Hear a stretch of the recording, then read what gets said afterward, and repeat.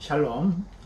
오늘은 유일한 대제사장이라는 제목을 가지고 오늘도 우리 주 예수 그리스도에 관한 기쁜 소식을 함께 나누도록 하겠습니다.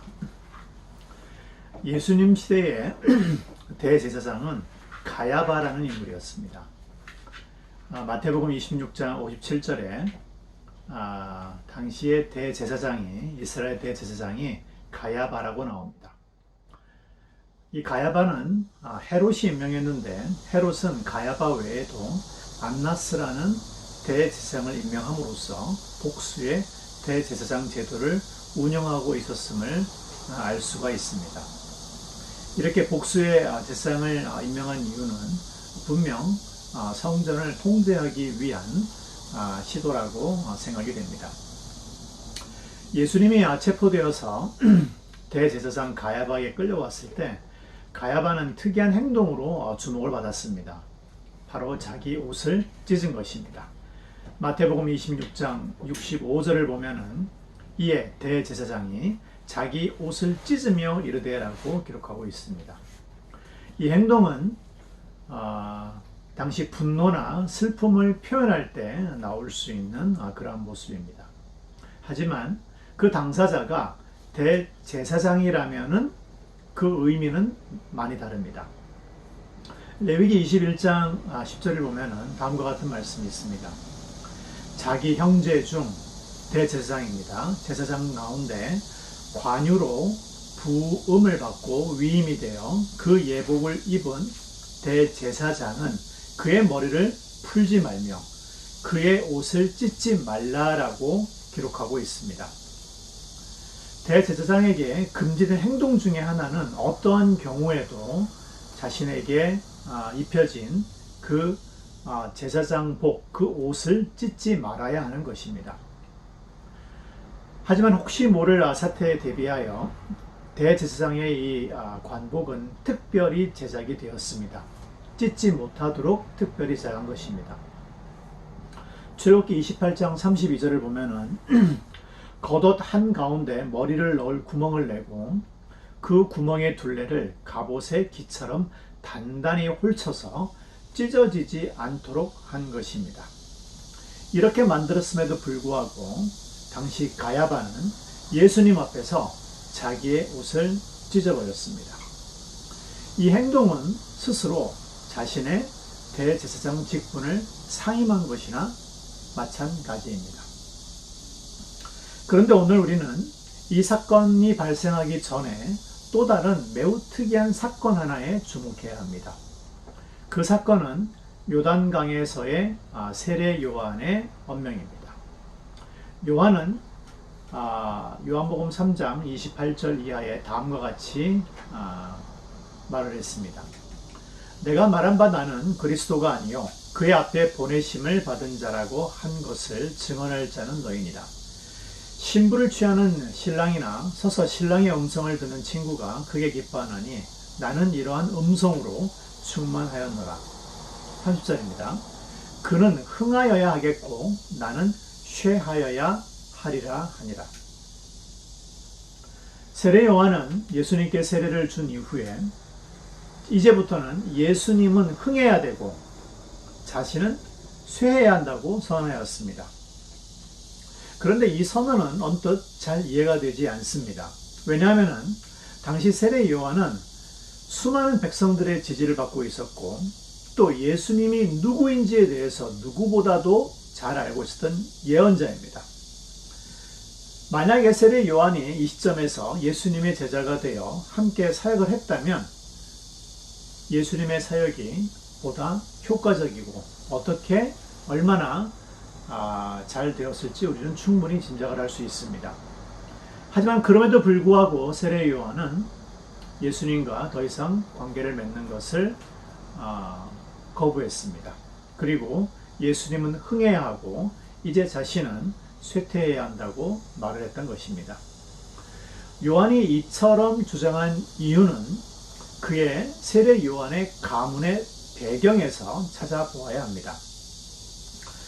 사실 예수님 시대 때의 대제사장은 가야바가 아닌 세례 요한이 되었어야 될 가능성이 매우 높습니다. 여러분 잘 아시다시피 세례 요한이 누굽니까? 당시 제사장이었던 스가랴 혹 사가랴의 아들이었습니다. 이 사가랴는 당시에 백성들의 전폭적인 지지를 받고 있었습니다.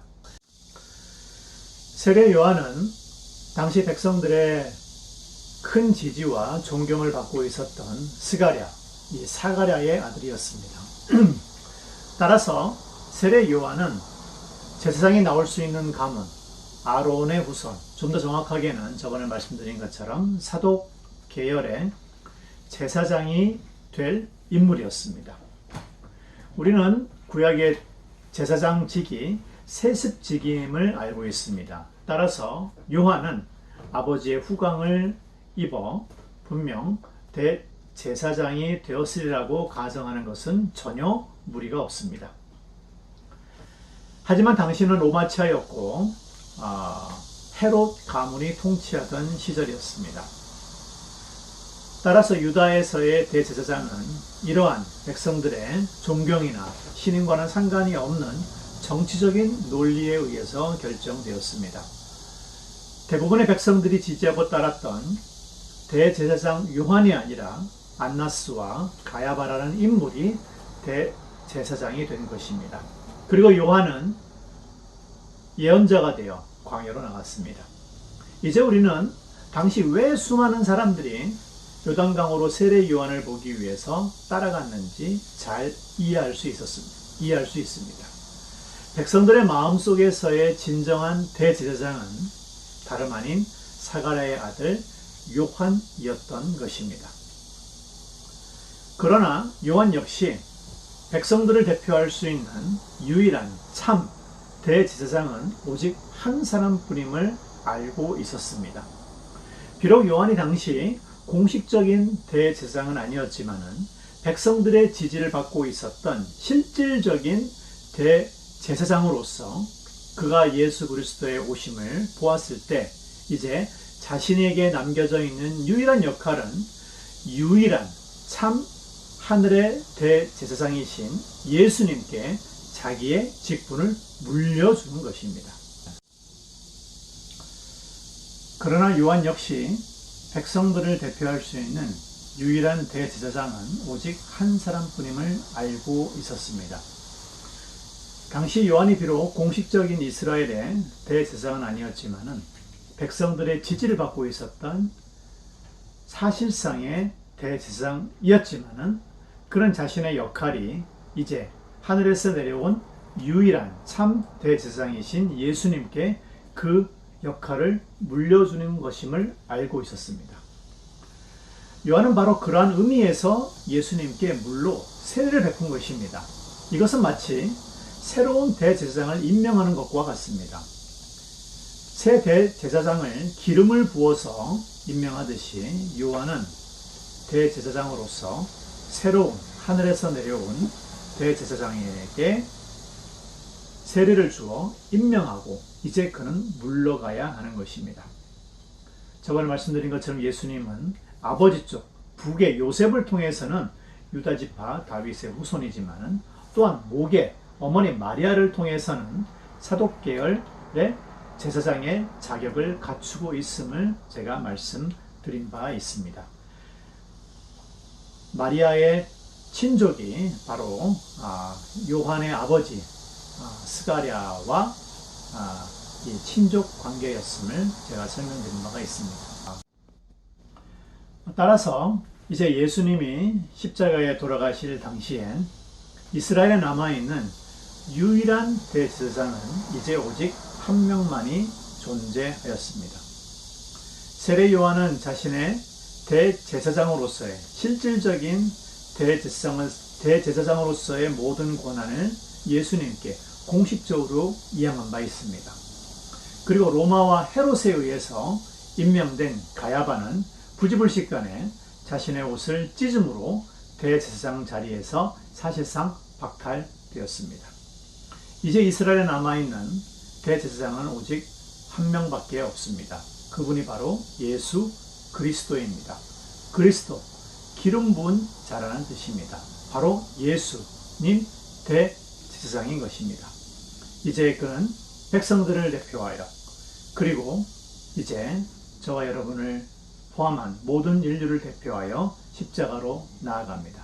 그리고 이제 대제사장으로서 당신 자신의 피로 하나님께 완전한 제사를 드려 우리를 모든 죄와 허물로부터 구속하시고 구원하신 것입니다.